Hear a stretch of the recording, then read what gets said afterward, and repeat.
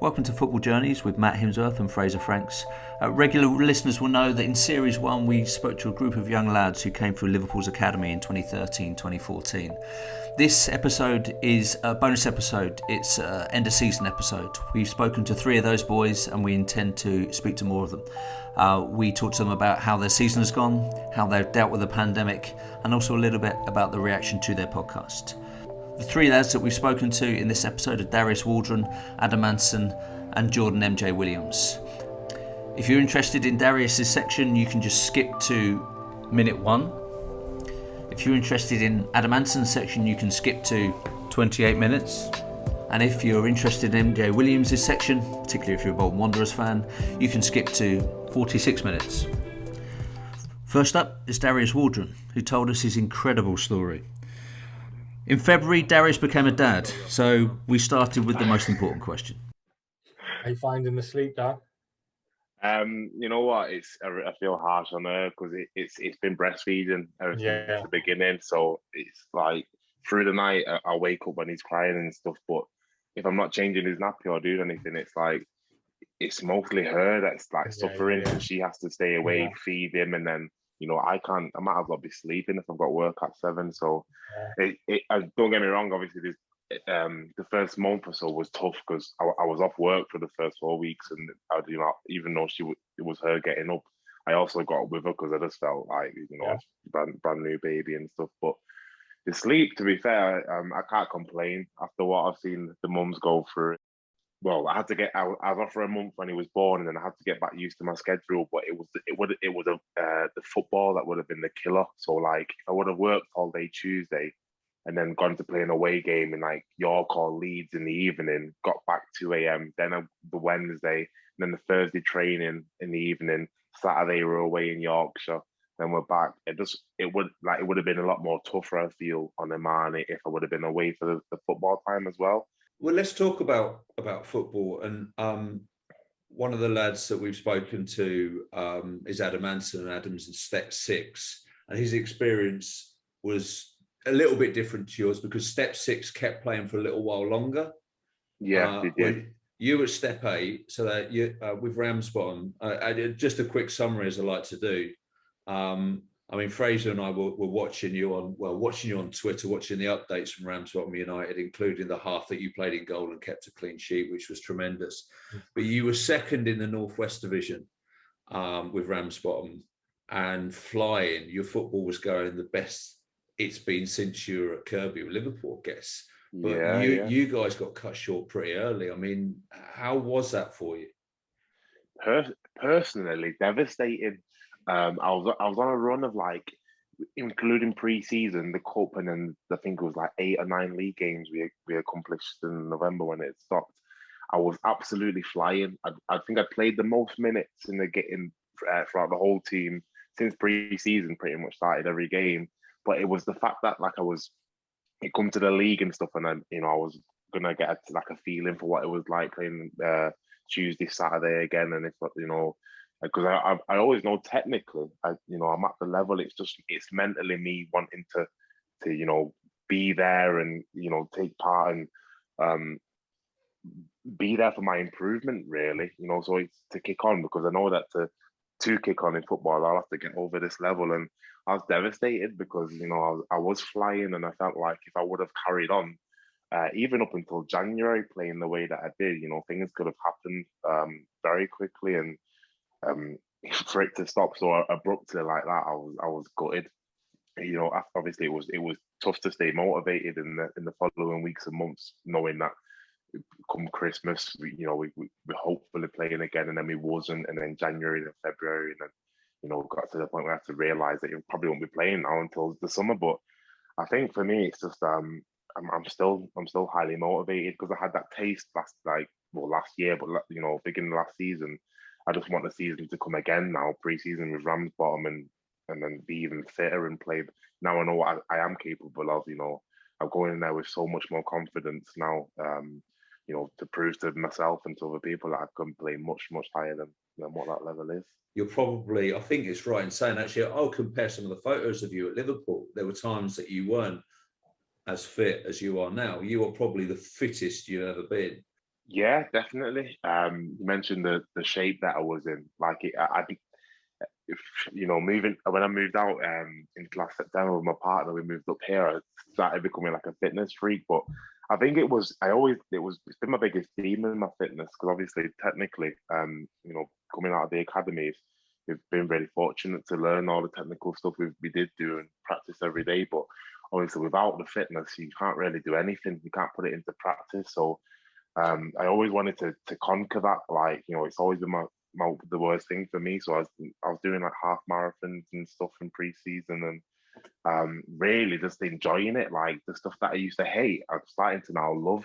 And I think I was taking that into football games as well. And playing a background like top quality players, it just gave me that feeling again to not let it slip. So if we would have had like a postponed training session on a Tuesday or a Thursday, or the game wouldn't have been on a Saturday, I'd literally do everything I could to get the most out of it physically that I could in that evening or that day. So I think the devastation, does go around that, and the fact that I was in the best form or best shape of my life, and it was stopped. But I think I haven't lost any of that motivation for the coming year, and I think if anything, it's just made me a bit more like not confident, but I'm eager, very eager for it to start again and to get kicking again.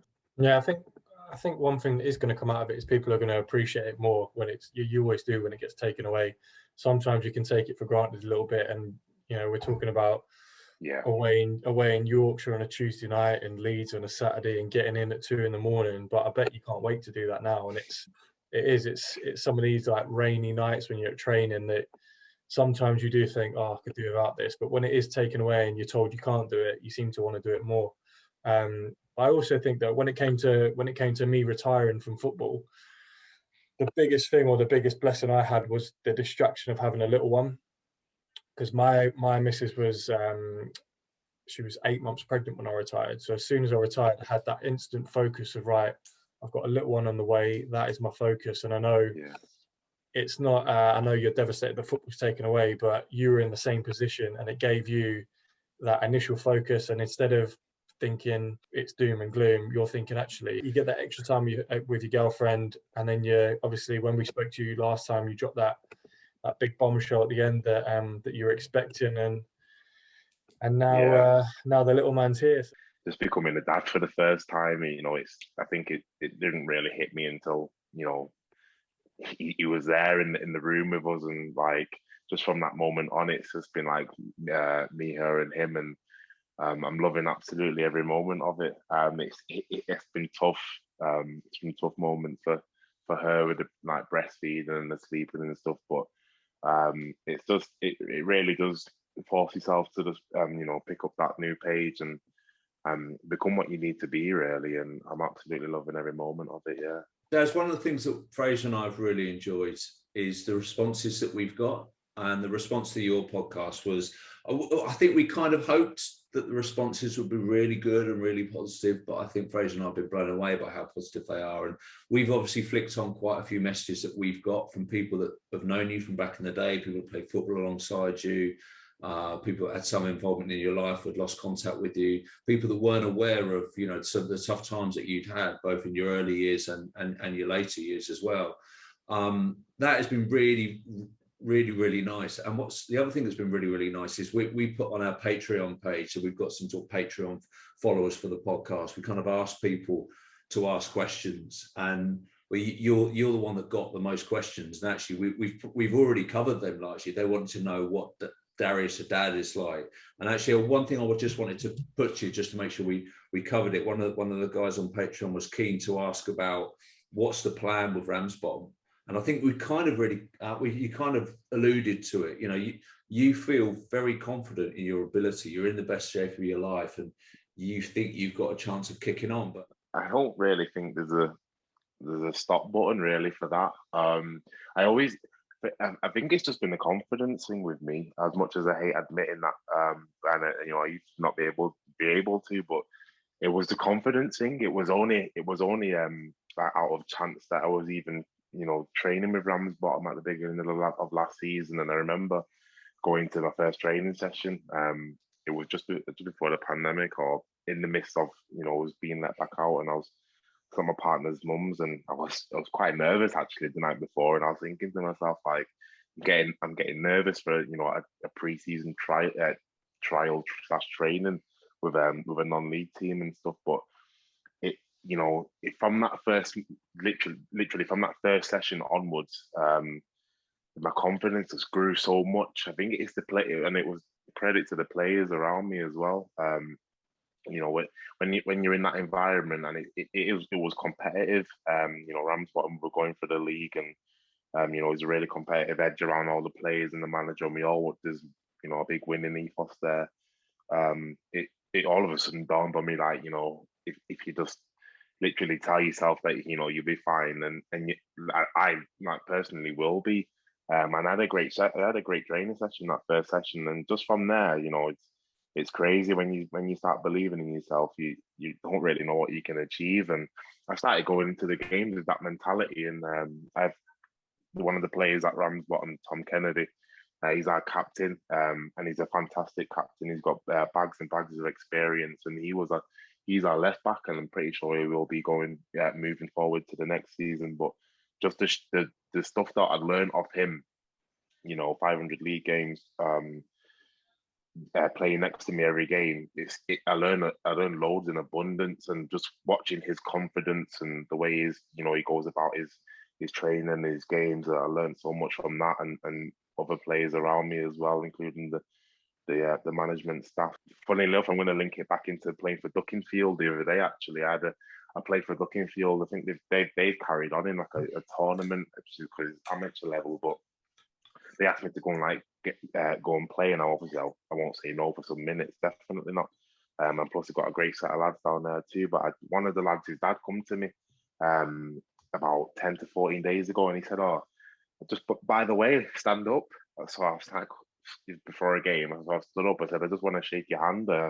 I've never, I didn't know much about you. I only watched you play with our Mitch, but I watched your podcast, and he was gobsmacked at watching it, and I couldn't be more grateful for him spending it, obviously 2 hours and watching the podcast, and obviously for you guys for giving me that platform. But it just all hit me again, and a bit of emotion just went back through my mind, just to and then I watched that again that night.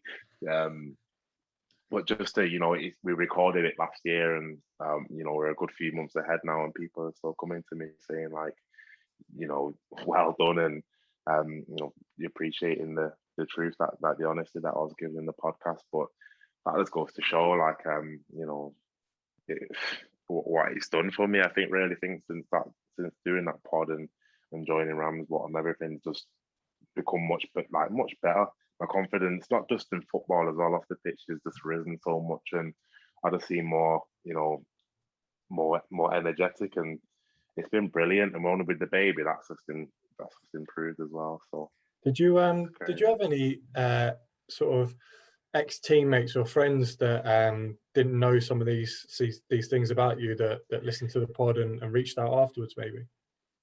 To be honest, Ray, most friends and players that I'd play with, some don't know, like the thorough depths of what really went on. But yeah, I got, like, especially at Ramsbottom, and even the academy players, messaging me and saying like they never knew. The Ramsbottom lads, some of them didn't even know that I'd been to prison, only just the year before that. Which is obviously, it's not something that I'd go into the changing room like shouting about either, but it's just my reality, really. And just listening to the podcast, it just gave them a much better understanding of the guy that was sitting next to them in the changing rooms every Saturday and Tuesday and stuff. Like, they didn't, if you didn't really know me, then they definitely did off that. But I'm just really grateful for the response that I got. I never knew what it would be like, or what the response would get. No, but I think it goes to show, because we were all probably a bit nervous. I think me and Matt were a little bit nervous. You were the first lad that we interviewed at the lot, and we knew a bit about your background story. So when we asked you certain questions, we didn't know how you'd respond. We didn't know how honest and open you'd be. But it just shows that the reaction that we've had off it, the reaction you've had off it, there was a lot of media coverage in and around it, just because it is a story that required a lot of honesty, and you allowed yourself to be vulnerable. You've probably helped people that you'll never meet, that have maybe listened to it, or coaches that have listened to it that now speak to kids and young players in a different way. So I think, you know, we learned and took as much away from that as you know, as anything. And it's something it's worth saying for the listeners' benefit, and obviously we can't go into details, but something that just before we started recording this, we're talking to Darius about, you know, some Premier League clients that we work with have been in touch with us and said we want to get Darius in to talk to our lads and our boys and our girls, which is something we're going to be doing. We've not been able to do it yet because of the pandemic, which is a real frustration for us all. And the reason for that is, you know, Fraser and I have been doing lots of Zooms during the pandemic. But what actually one particular club said to me is, we need to get Darius in, but we can't do it justice over a Zoom. We need to get our lads to listen to the podcast. We need to get Darius sat in front of them, to touch him, see him, you know there's this human being just like them, you know, and a couple of wrong turns and you can find yourself in a really, really tough situation.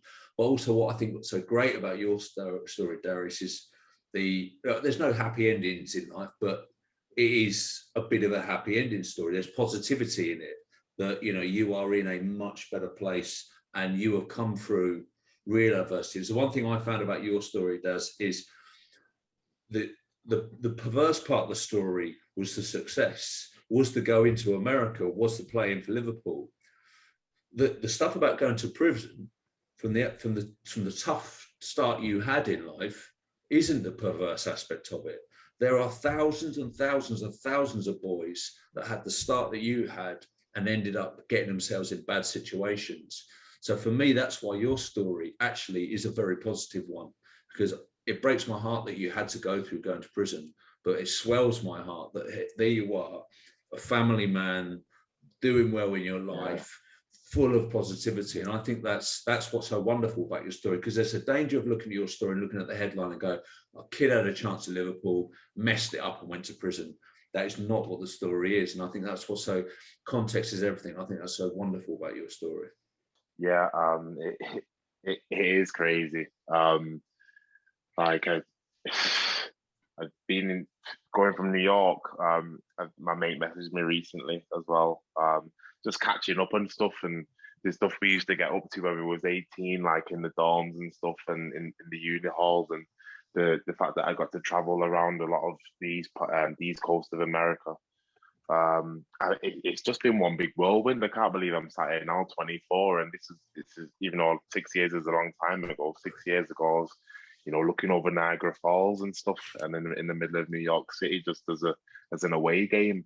I feel like it's been such a roller coaster. I could have never ever predicted. I mean, when I was in jail, you know, my partner said to me, did you ever picture yourself with a newborn baby just 18 months after being out and stuff, or, you know, have one on the way? And I said, no, definitely not. But I think I wouldn't have changed that. I won't change any of it now, you know, looking back. I think it, as bad as it was, and all the negativity that come with it, with the prison sentence, so many valuable lessons come with it as well. Not so much into like lessons that I needed to be taught, otherwise, you know, I could have derailed or anything like that. But I think it was just the fact that I did have them experiences, and, you know, I did have to go through that 6 months, but you know, it only made me stronger in the outcome. And now it's great for me to be able to share them experiences and be able to advise and to tell, you know, not so much tell, but, you know, help young boys and girls, you know, along the way, me trying to make the right decisions.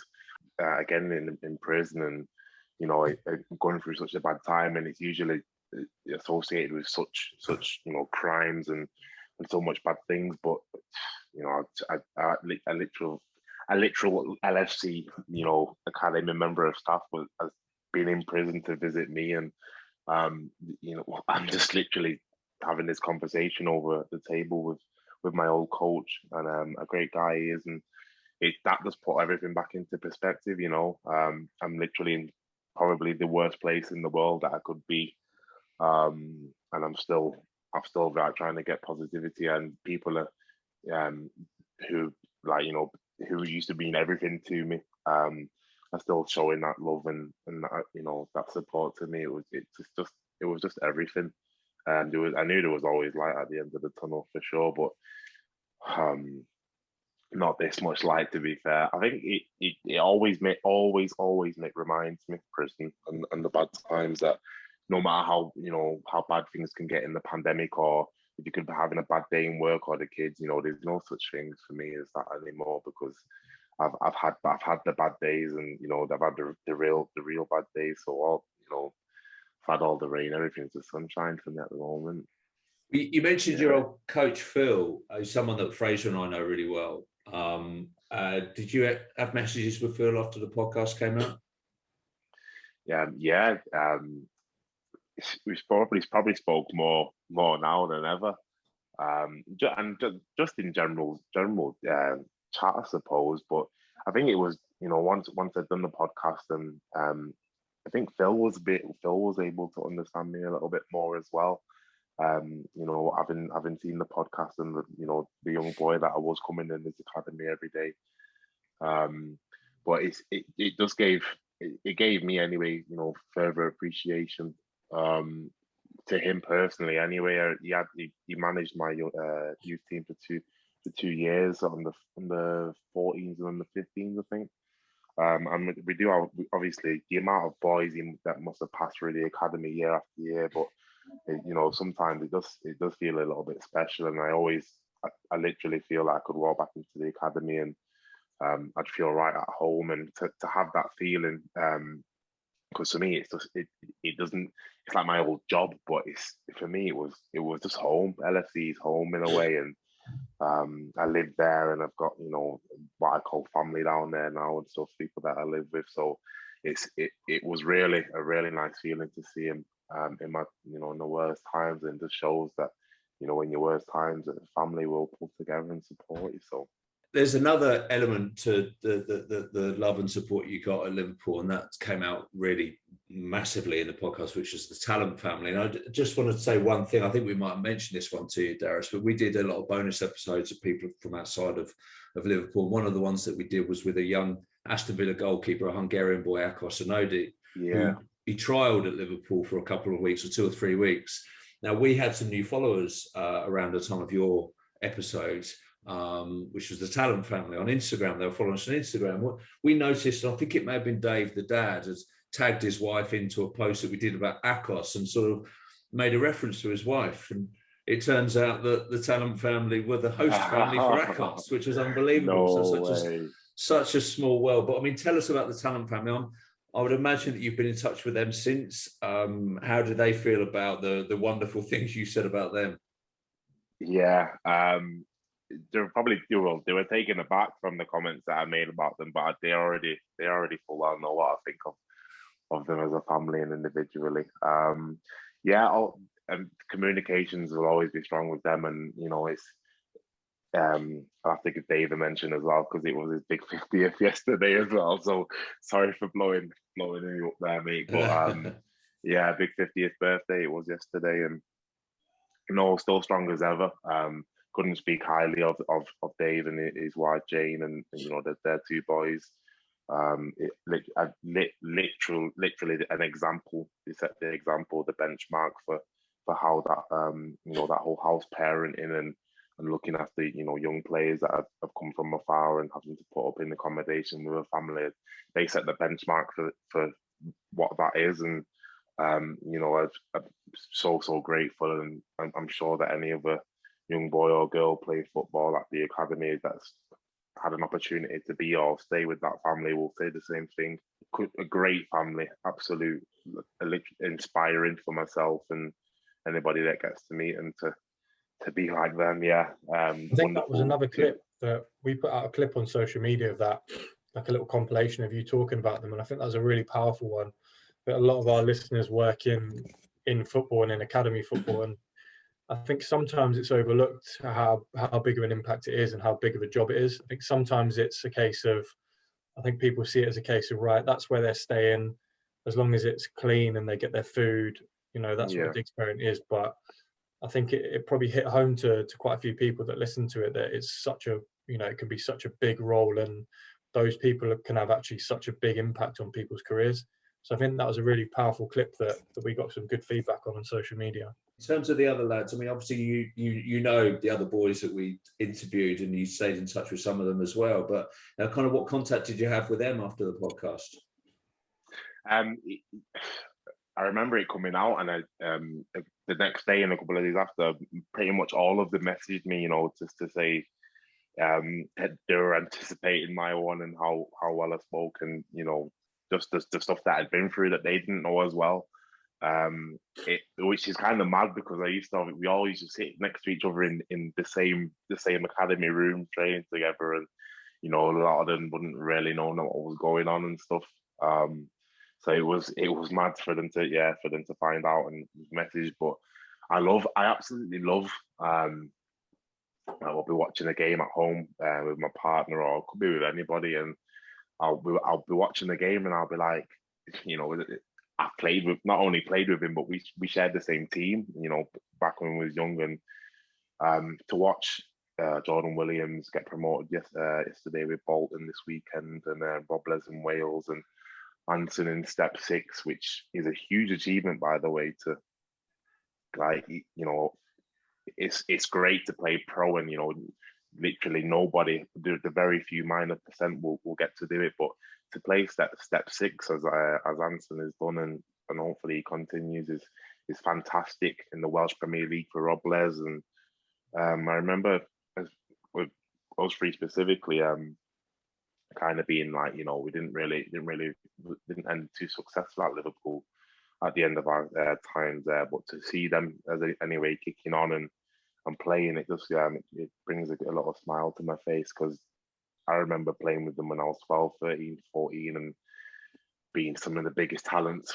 I knew we were going to win the game because they were there. So it makes me so happy that they're still, pursuing and still chasing what we always have done since little boys. It's great to share their podcasts with them as well, and find out things that I never knew about them as well. It really is good, but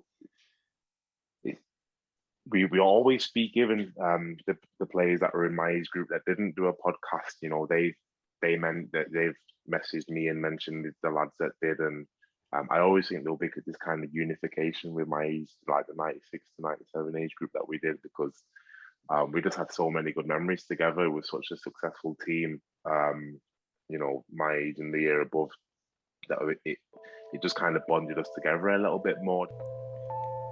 Darius mentioned Adam Anson, and we talked to Adam next. We started off by running through all of his various interests and how they've been impacted by COVID-19. You run through all your professions, of which there are many. They are all professions which have been impacted by COVID. So it's amazing when you think you're a Step 6 football player, which meant that your season ended and you weren't allowed to complete it. You play live music venues as a DJ. They've all been closed. You're a football coach with kids. So amateur football, kids football was closed with large periods, which meant you couldn't run that business. And you're a student. So your final year of your sports science degree has all been online. All of those 4 things considered, crikey, what a COVID pandemic you've had. I mean, tell us about it, mate. Where do we start from? We had a long, when I say long pre-season, we must have played about 15 pre-season games. So it was good to start with. And then once you started the season and there was no fans in there, it just felt like you were just playing friendlies. And it's mad to say, because you are trying to be competitive, but if someone scored last minute winner, there's no fans there to cheer and that. So from the football side, it was a bit of a downer. I've missed out on a year and a half of my career that I'll never get back, and other people, do you know what I mean, as well, they've missed out on a year and a half of their football careers that they're never going to get back. In terms of coaching and stuff, it's been tough because it's not a career, football coaching. It's not voluntary, but it's not a career job. You do it it's like pocket money basically. That sustained itself until about November, and then we had the second lockdown, and then that killed it a bit, because as soon as it goes winter time, kids just cry off with the rain, the snow. So just gathering momentum for the summer months to try and pick it back up again. But in that time we had the brain injury stuff that we talked about. None of that started purely because it's all indoors. But me and my business partner Robin, we brainstormed a few ideas, and we've just set up our own special educational needs care home down in Telford. So that started about 2 months ago now.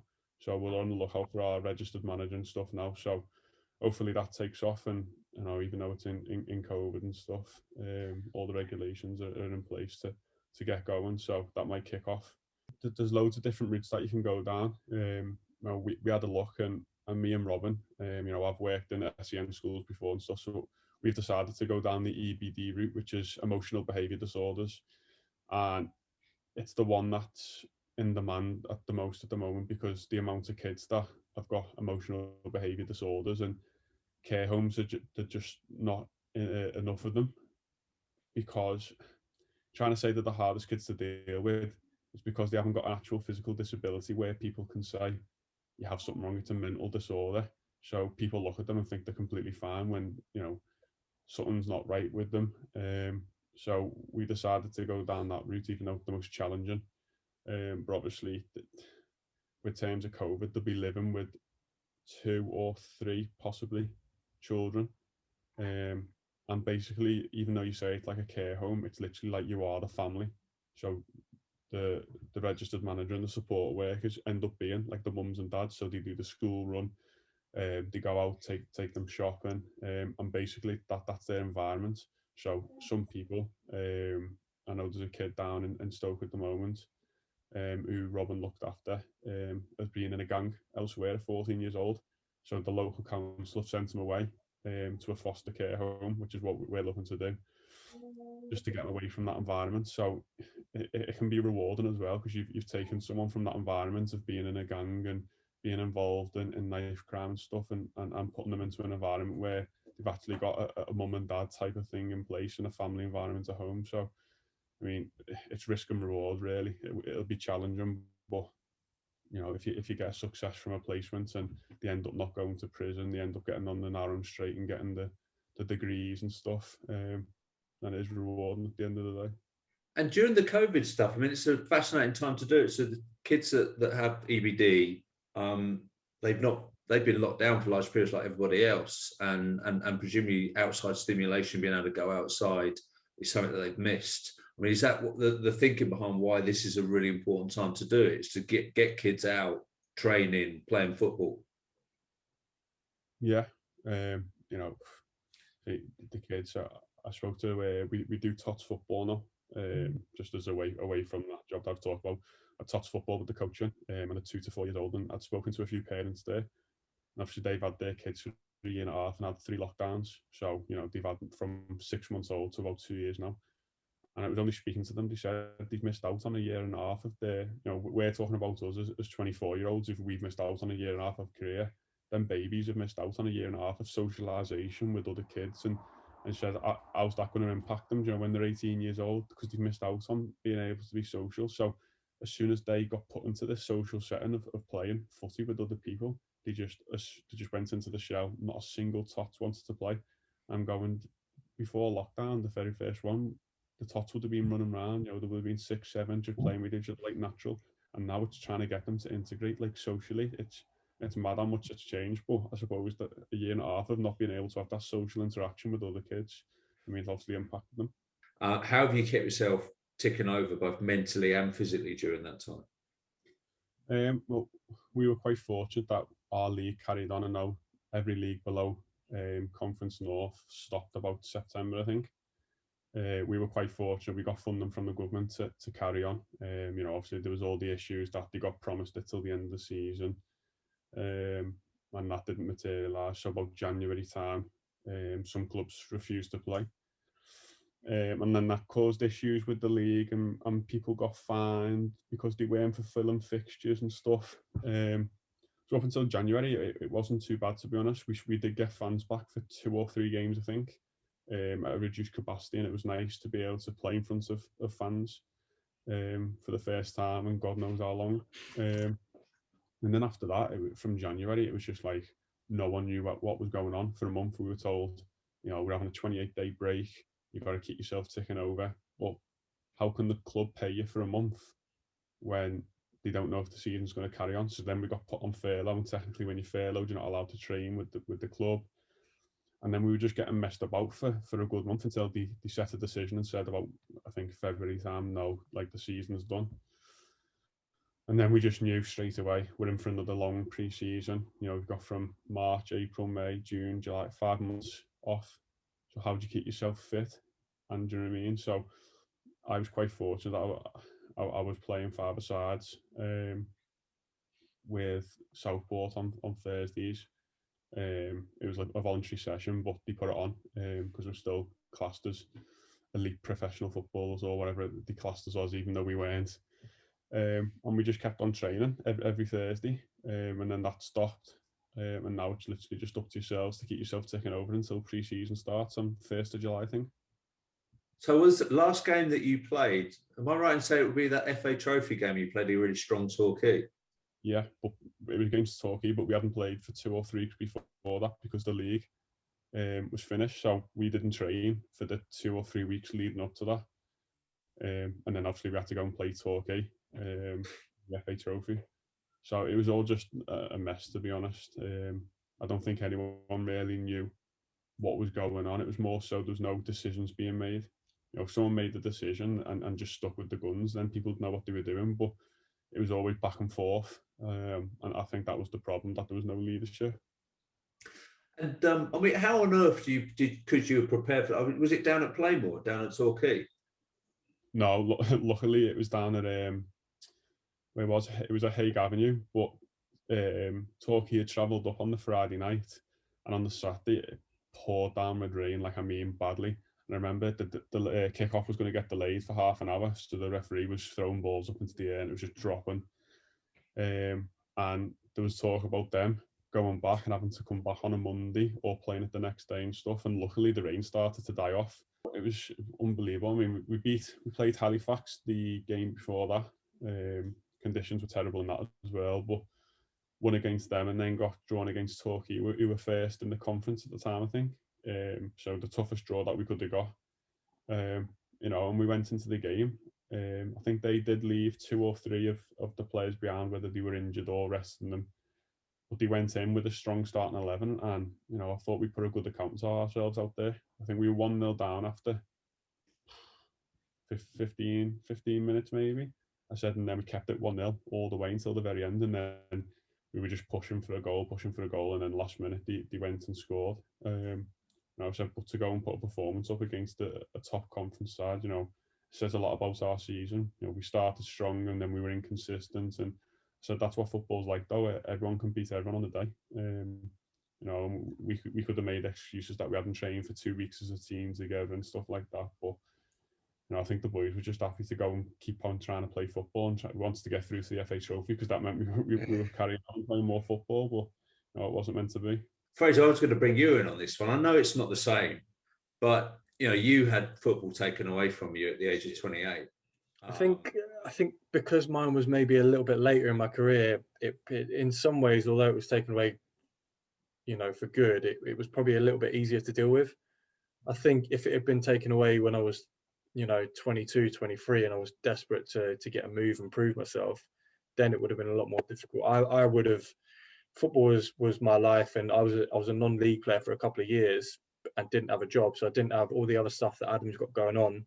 I didn't have any of that, so mine was literally football, nothing. So if that was taken away from me when I was at Welling in the Conference South, I'd have massively struggled at the age of 21, 22. So yeah, I applaud everyone that's going through it at the minute, because it is, especially at the age, and we've spoken to loads of people in the game about Adam as well, and just how good he's been at that level and at that age and stuff like that. You can feel it is a very cruel and unjust thing, but I think what it will do is make people maybe appreciate it even more.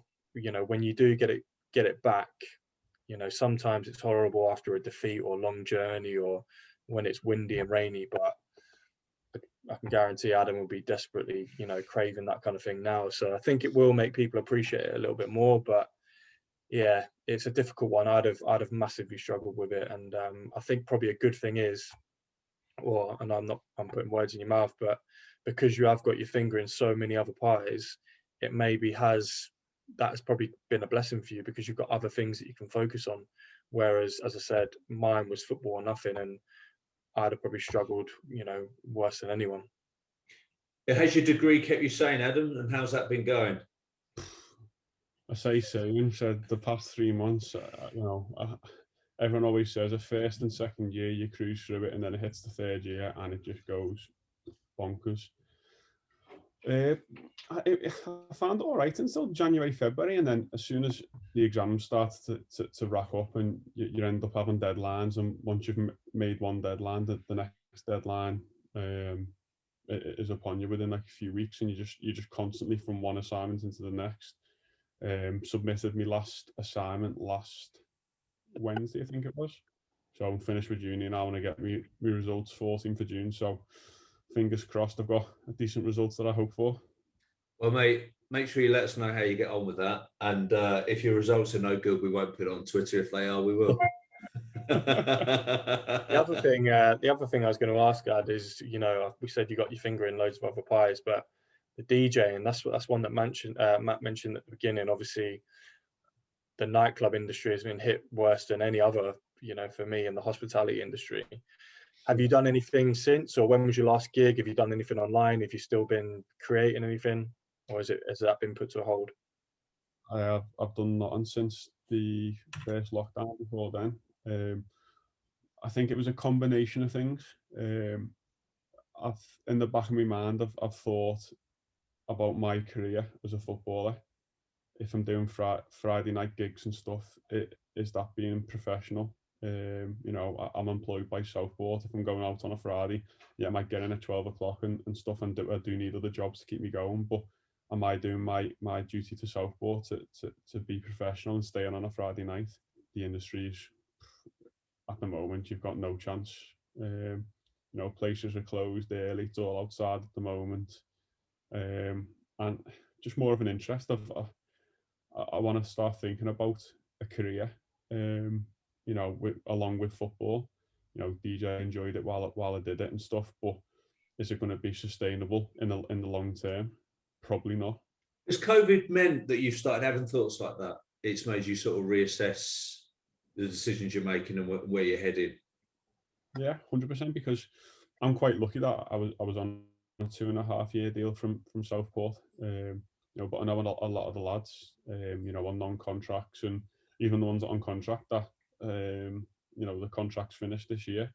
A lot of clubs, no disrespect to them, are going to use the COVID excuse. So, say a club was paying X amount of money, as soon as they try and sign a player this season, now they're just going to say, oh, we can only offer you this because COVID's impacted our finances and stuff, and the finances is going to impact everyone. So I've been quite fortunate where, I've got a contract at Southport and I'm solid. But in terms of next year, what happens if, COVID's not gone away and we're in the same position? Are Southport in a position to be able to offer me something that I need to sustain myself, or am I going to have to look elsewhere? You just never know what's going to impact, financially.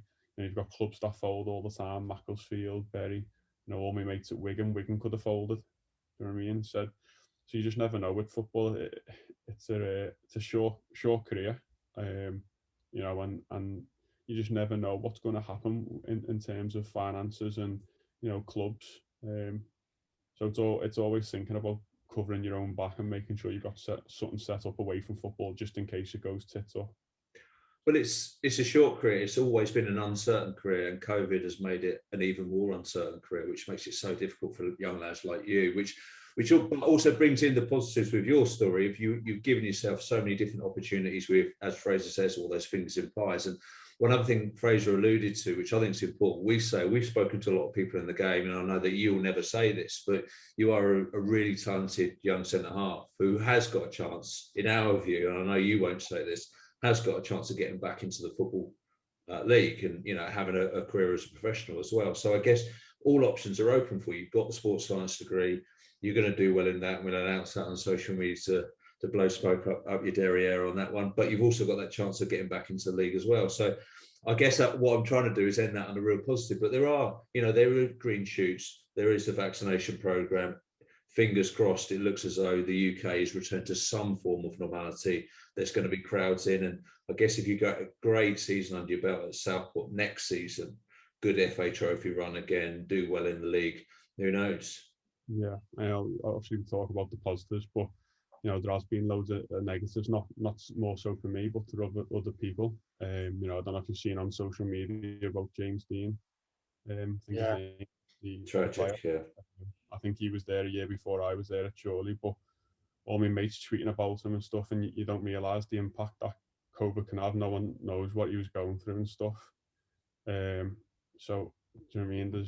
We work with, me and Robin, my business partner, we work with there's a company called Evolving Mindset, and they offer free Zoom online sessions, working with mental health, and they're all free. So obviously just wanted to mention about that because, you never end up knowing what people are actually going through.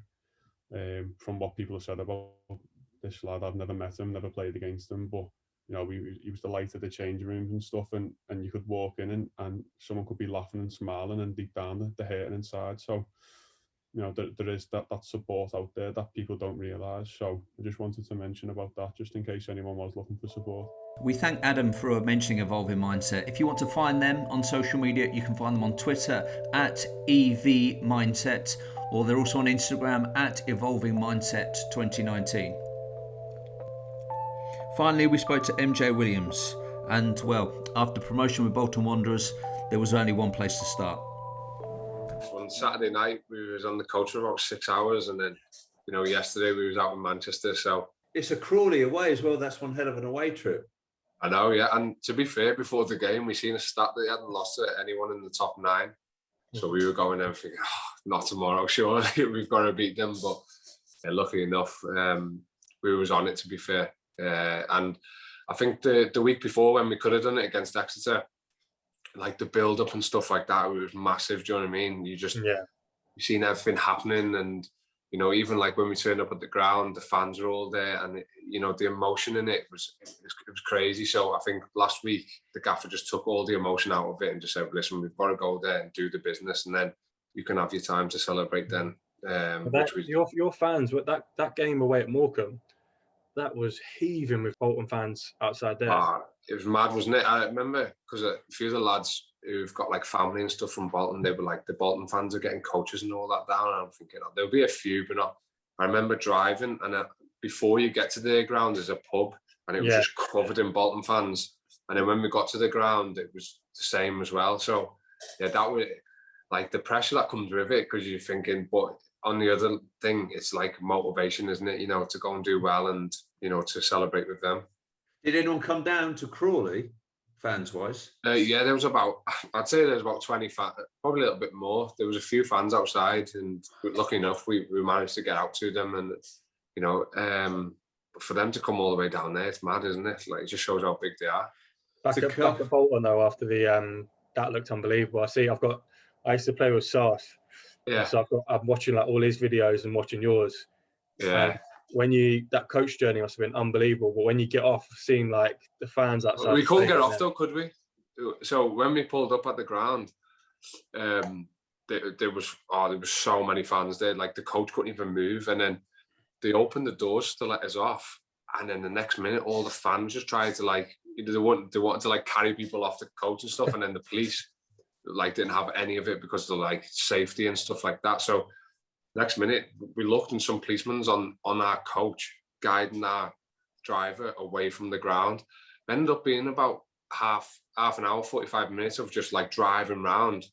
We ended up having to go to, I think it was about junction 6 or something like that. It was about, because Bolton's like junction 5 or something, and so we went all the way to this hotel, and we ended up having to get into matrix vans to then come back to the ground, so that the fans didn't know we was in the back of these.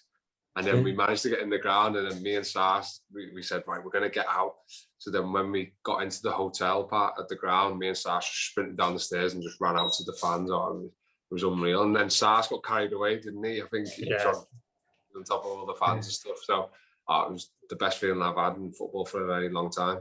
That's probably one of the greatest achievements I had in football, easily. And, even for the club and the players, I remember going in there, and it was a down place at the time, but then we started winning, and then every week we were going, how many wins do you reckon we need? And the lads were like 15. So then we started getting closer to that, and then they were like, right, you need 10 more. And we're thinking, bloody hell, it's still 10. Do you know what I mean? It was just, but yeah, you know, we managed to do it at the end. Oh, it's amazing, mate. It was funny. So we met you in July, yeah, and so you left Rochdale. Did you know you were going to Blackpool when you met us? Because we didn't push you on that, because we didn't think it would be fair to push you on that. There was talk of it, but I didn't, for certain, I didn't know, no. But yeah, so I thought you were saying these nice things about Coops because you wanted to get a move to Swansea. I did drop him a few messages, but he didn't come through, did he? Coops on Saturday night, he was made up for me. Yeah, so still keeping contact with him. But Blackpool was such a sensible move, and they're club going places. It was the manager that you knew really, really well. I think you struggled to get fit early on. In your mind, why did it not quite work out at Blackpool? Yeah, you know, I thought about it loads, and there was a lot of good players there, and it was a massive squad. So when I first went there, you know, I was playing catch up really because I was fitting myself, but you know, it's like crazy. It's football fitness, isn't it? It's a lot different.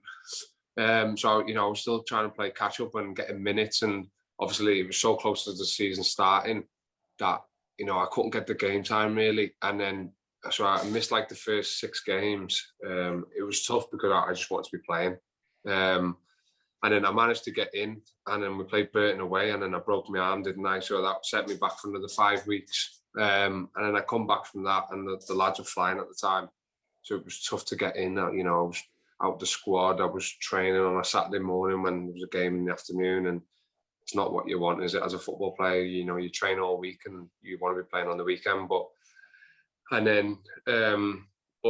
you know, Critch was great with me. Like, spoke to him a few times, but he just said to me at the time, like, it's hard for me to put you back in because that lad's doing well in your position, and you know, there's like 3 or 4 players in front of you at that time then, and it's hard to get back in. But you know, I've got no hard feelings with what happened there. I was gutted when I left there because I got on so well with the lads, and I did love it there. But you know, at the same time, I just want to be playing football, and that's what Bolton could offer me. I think that's right. It was we asked our Patreon users for any questions that they had, and one of the users popped up and said, "Have you got any regrets about leaving Blackpool because you know they've got a chance in the playoffs and making the Championship?" But I guess you sort of answered that. I mean, no regrets about leaving, presumably. Yeah, no regrets at all. Like, even my girlfriend says to me sometimes, "Do you wish you were going up to the Championship instead?" Do you know what I mean? But it's not like that. You know, I'm made up for Blackpool. They deserve it. And I spoke to Critch on Sunday morning, and he was made up. But you know, they deserve to be in the playoffs, and I think they've got a real good chance now of doing it. But like you said, then Matt, you know, I've got no regrets at all because you know it didn't work out as well as I probably wish it did. But you know, I've gone then to Bolton and managed to get what I've always wanted, is to, you know, be in a winning team and getting promoted. And you know, let's hope Blackpool go and do it. It was quite an easy decision because I knew how big Bolton was anyway, and you know, Blackpool's a big team, but then you've got Bolton as well, who's massive, and it's not like I know it's League Two, like I'm moving down a league, but at the same time, I'm at a club that's going to be fighting to go up, and you know, they probably don't. They need to be higher up again now as well. And like you said, being outside the ground and seeing them, and you know, with the flares and stuff like that. I look back at it as when I was at Liverpool, it was the same then. Do you know what I mean? It's a massive fan base, and you know, that's what you want to be in and around of, because you know, when you turn up to games, you see all them fans. It just gives you an extra, you know, push, doesn't it, to want to go and do well. I think one of the things that our listeners would like to ask you is, how's the knee bearing up? Yeah, it's it's been brilliant, if I'm being honest, because it's been that many games. I know, yeah. Passed me medicals as well, haven't I? So, but yeah, I've played like 21 games, Saturday, Tuesday, all the way through, and you know, it's been brilliant. I haven't even been able to do strength on it, but it's held up well, and you know, I've had no pain or anything. It's been great, yeah. But how many games have you played since the operation? I've gone past 100 now, haven't I? I think so. Because I remember Paul Kelly saying to me, when you've done 40 games, that's when I'll be able to start speaking to other people about it, because that's how many games I want you to. And I think I've gone way past that now, haven't I? And because I think I only played about 12 games, something like that, at Blackpool. And a few of them were like coming on, but it's ended up being a good season because I played over 30 games now. So, you know, it's what I've wanted.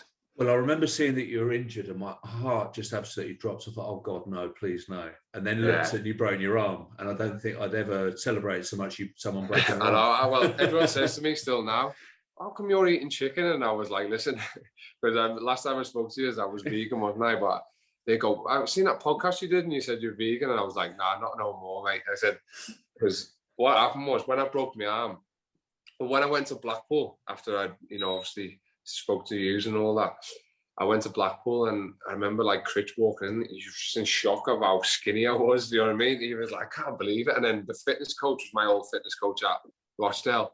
And he was like, listen, you're going to have to come off it. Like, I want you back on the meat. We need to get you back up. And I was fit as anything, but I was just weak.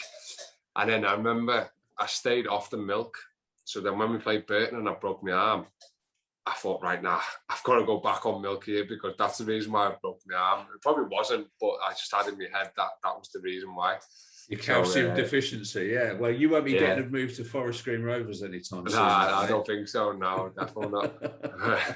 I know you'll be modest on this one and realistic on it, but we talked about Wales and ambitions with that. I guess you probably would have needed a season in League One pushing to the Championship to think about the Euros this year.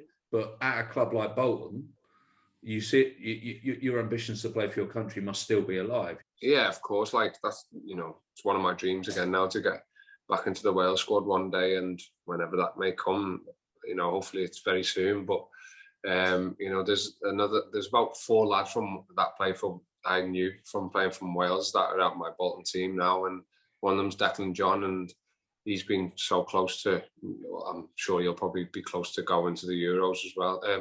Yeah, so, you know, who knows? So one day I can get back. I don't know when that may be, but hopefully. The quicker the fans are back in, the better. It's been so hard this season, you know, because like even when we had the fans outside the ground last Saturday against Exeter, it was just like you know, you can hear them in the background. You just think, imagine all of them in this ground now and like next season, because there's so many big teams in League One next season as well. You know, you've got Sheffield Wednesday who are dropping down. Like, you know, like all of us have been talking about that already, saying, imagine playing at their ground when it's a full house. It's going to be amazing, isn't it? So, yeah, I'm just looking forward to League One now. Was it difficult? We spoke to Adam Anson yesterday, and he talked about every game felt like a pre-season friendly. Did it feel like that for you?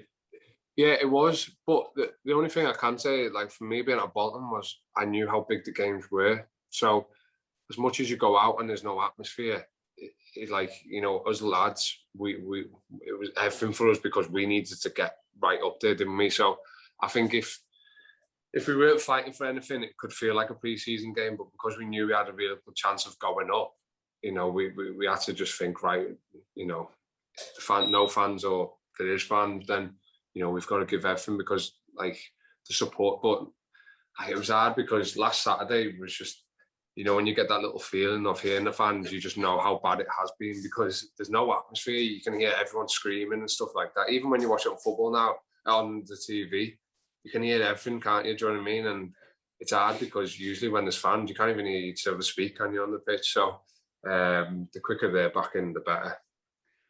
You see, so Fraser's been going to a lot of games behind closed doors, and he went to see my beloved Gillingham play when they've got a manager that's, let's just say, delicately, he's quite vocal.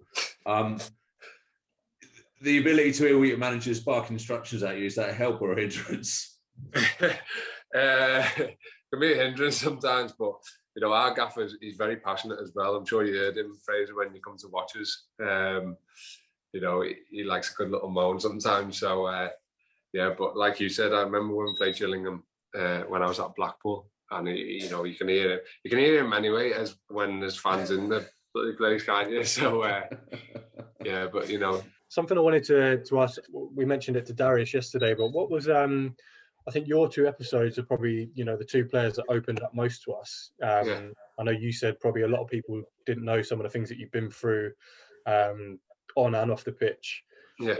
what was the reaction like from some of your ex-teammates, some of your friends, some of your family, whatever it might have been? What was the overall reaction to them listening to you talk so openly? Yeah, so many people messaged me over it. They couldn't believe what I've been through, because if I'm being honest, I'm a person that keeps everything close to my chest, and they look back now and they was like, bloody hell, like, we didn't know you was going through that. And some of the stories I've come out with, they were like, I've never heard them before. And it was probably, like I said to you after it, like, thank you for letting me open up, because sometimes you keep everything in, but it's nice to let it all out. And I think that's what I did on that day. And I'm like, even other people that, like, you go on your requests on Instagram, and there was just like so many messages of like young football players that I've just like messaged to say, like, I've listened to all your podcasts and you're so inspiring, and I've been through this kind of situation. And to be fair, I spoke to about 3 or 4 people over that.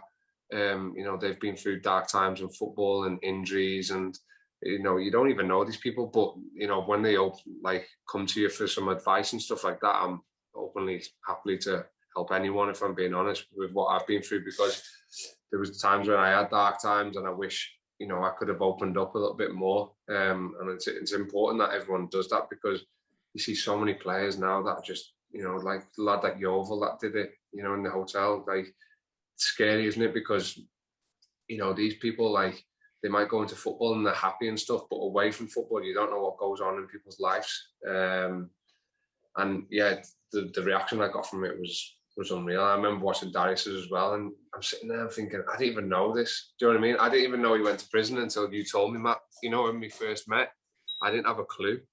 And it's mad, isn't it? Because you've played with these lads for so long, and there's certain stuff that you don't even know about them. Because in football, it's hard to open up, because you look at it and you think, do I look weak?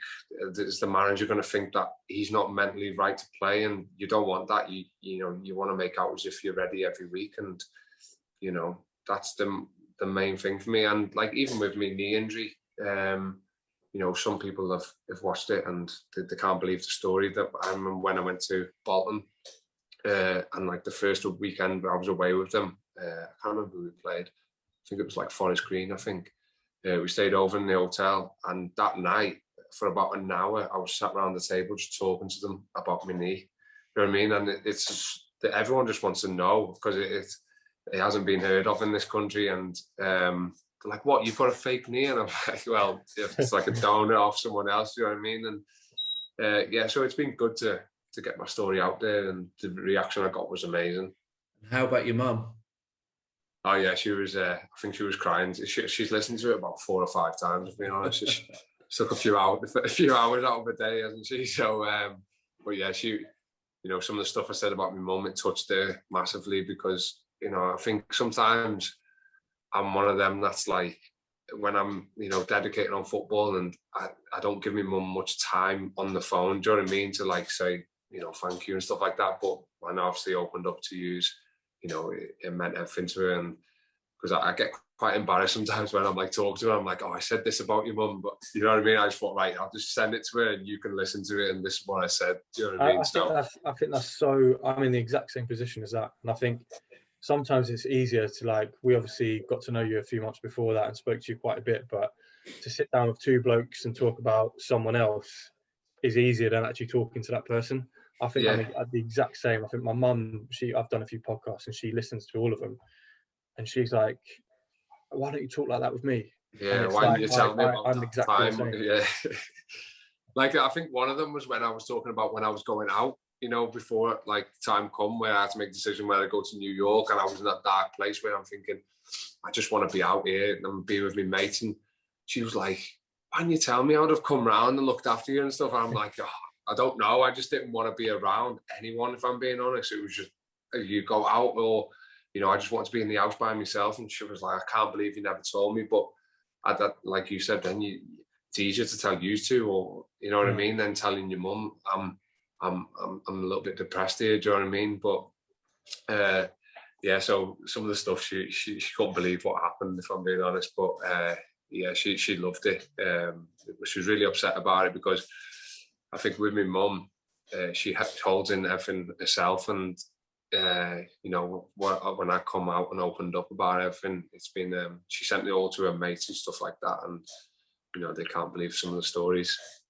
In opening up and it being out there, do you think it's helped improve you as a more senior football player now? Yeah, defo. I think, you know, like even like since I've been at Bolton, I've been quite allowed in the change rooms and, you know, try to give some advice to like the younger lads. Like there's a few, the team's quite young if I'm being honest. So, you know, I want to help all them.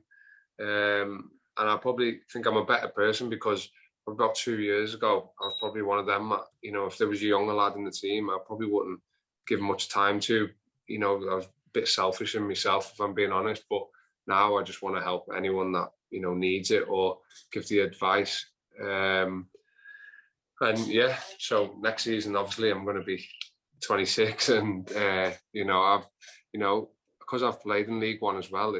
You know, you've played against certain players, and if like there's a lad in midfield with me now who's I think he's only 19 or 20, and he's come from non-league, and he's a top player. So you know, I try and give little bits of advice to him, and you know, if you're playing against a player that you've already played against before, you can always give like little tips to them, do you know what I mean, of what they like to do or whatever it is. But yeah, I feel like I'm a better person now, and you know, I'm matured in myself, and I think like I've been around players the likes of, I always remember like Jim McNulty, who was at Rochdale with me, Aaron Wilbraham, who are big characters, but they always, you know, they give advice, and even in meetings they speak up, and I think that's important because if you know what you're on about when you're watching some of the clips, it's important that you speak up because, you know, there's no point holding it all in when you can give your advice. And I remember after the Exeter game last weekend, you know, we all come into the change rooms, we were all gutted, felt like it was like we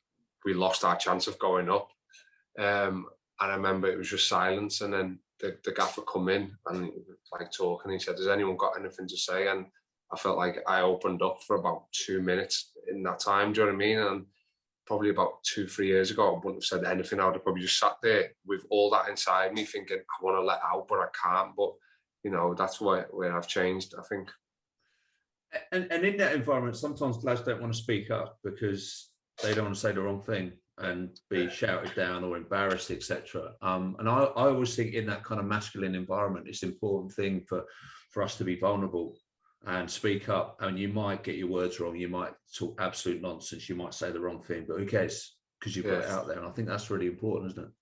Yeah, of course. And like I've realised in my life, the amount of stuff I've kept inside, it doesn't do you no good, because like if I wouldn't have said anything last weekend of what I think we did wrong or what, like, you know, what we can do better, but then I go home and it's still inside me, it'll be eating away at me, because and then you come home, you're a bit angry, and even stuff like if you've got like little worries, or because I don't really suffer with like getting nervous before games, but if I'm being honest, it's the first time I have. Like, as much as it's been the best time of my life, it's been the most stressful. You know, you coming home a little bit snappy and all that, because you're just like not worried, but you're just thinking the next game. If we lose that, then we're missing out on this. And you know, I remember coming home, I think it was before the Morecambe game, and that was the most probably nervous I've been, where I'm thinking like how big the game was.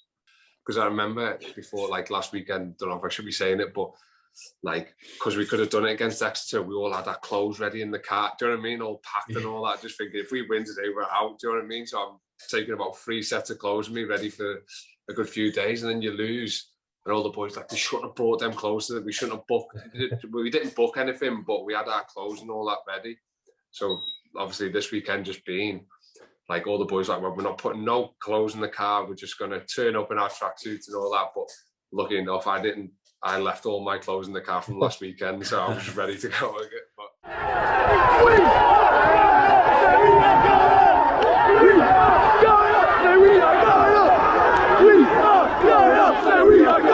Thanks for listening to this episode of Football Journeys, and thank you to all those who supported us. Do come and find us on social media at JourneysPod on both Twitter and Instagram, where we'll be sharing more content. If you want to get in touch with us, you can email us on footballjourneys@b5consultancy.com or visit our webpage b5consultancy.com/footballjourneys. Please do like and subscribe. If you feel we deserve a 5-star rating, then please give us one. The more successful this podcast is, the better chance we have of producing more episodes and further series.